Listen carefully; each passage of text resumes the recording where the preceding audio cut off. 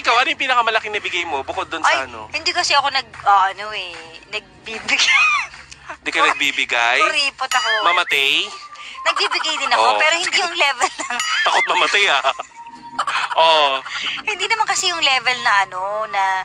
Actually, ngayon lang ako nagbibigay. Ano yung pinakamahal na binigay mo? Yung yung road mic. Road mic? Oo. Yun na yun? Magkano ba road mic? Parang 20 plus yun, 20 25. plus? Oo. Oo nga, mahal nga. Tsaka GoPro. Oh. Rubber shoes. Bakla din. Pero ngayon na lang yun. Hindi, pero ngayon na lang yun. Wow!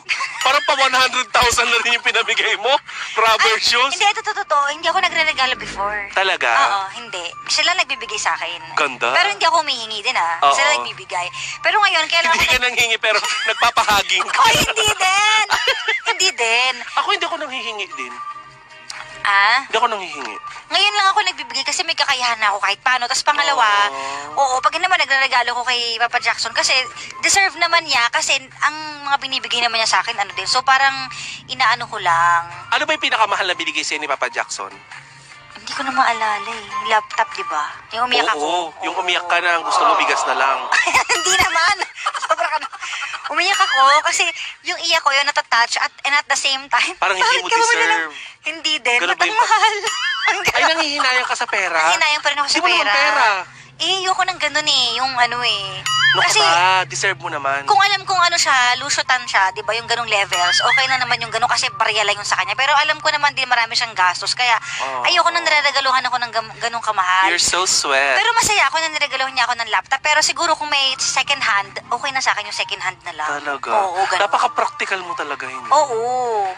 Ay, may mga tao din na kapag binigyan mo, kagaya mo, di ba, nagigilty ka na, ay, ang mahal, sobrang mahal, yung gano'n, nagagalit ka kapag binibigyan ka ng sobrang mahal. Ayan, intindihin nyo din, kasi yung tao mahal ka hindi kasi niya batayan or sukatan ng pagmamahal yung natatanggap niya from you.